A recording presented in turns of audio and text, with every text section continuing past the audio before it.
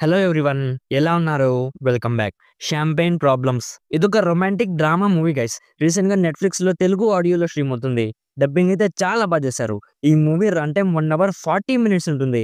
Adult content ఏం లేదు కానీ చాలా కిస్సింగ్ సీన్స్ ఉంటాయి. అండ్ లైట్‌గా ఎక్స్‌పోజింగ్ కూడా ఉంటుంది.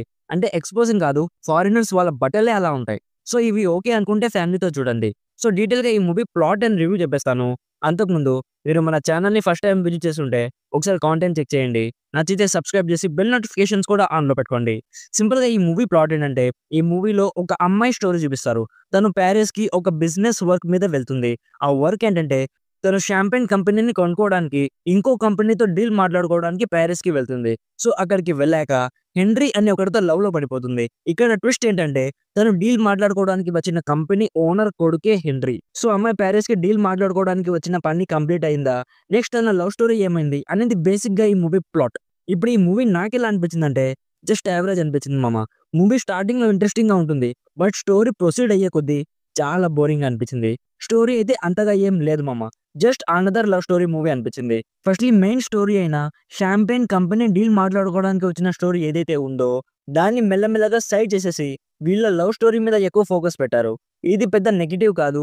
ఎందుకంటే అన్ని లవ్ స్టోరీ మూవీస్‌లో సేమ్ టు సేమ్ ఇలానే ఉంటుంది. ఒక బేసిక్ స్టోరీ తీసుకొని దాని మెయిన్ లీడ్స్ కలిసే వరకు బిల్డప్ ఇస్తారు. తర్వాత వాళ్ళు కలిసాక ఆ స్టోరీని పక్కన పెట్టేస్తారు. ఇక్కడ కూడా సేమ్ టు సేమ్ అలానే అనిపించింది. నాకైతే ఈ రొమాంటిక్ డ్రామా మూవీస్ పెద్దగా ఎక్కవు. బట్ ఈ మూవీలో హీరోయిన్ అయితే భలే క్యూట్‌గా ఉంది గైస్. మూవీ మొత్తం తన్నే చూస్తూ ఉన్నాను. మీకు కూడా ఇలాంటి రొమాంటిక్ డ్రామా జానర్ ఇష్టమైతే ఎలాగో తెలుగు ఆడియోలో కూడా ఉంది కాబట్టి ఒకసారి ట్రై చేయాలనిపిస్తే ట్రై చేయొచ్చు. నాలాగా రొమాంటిక్ మూవీస్ చూడడం ఇష్టం లేకపోతే ఈ మూవీని ఈజీగా స్కిప్ చేయండి. లొకేషన్స్ చాలా బాగున్నాయి. ఫీల్ గుడ్ మ్యూజిక్ కూడా చాలా బాగుంది. యాక్టర్స్ పర్ఫార్మెన్సెస్, ప్రొడక్షన్ వాల్యూస్ కూడా చాలా బాగున్నాయి. సో ఓవరాల్‌గా నా సైడ్ నుంచి recommended 50% as a routine romantic drama movie which is made just for the target audience. So ఇది guys 'champagne problems' movie review.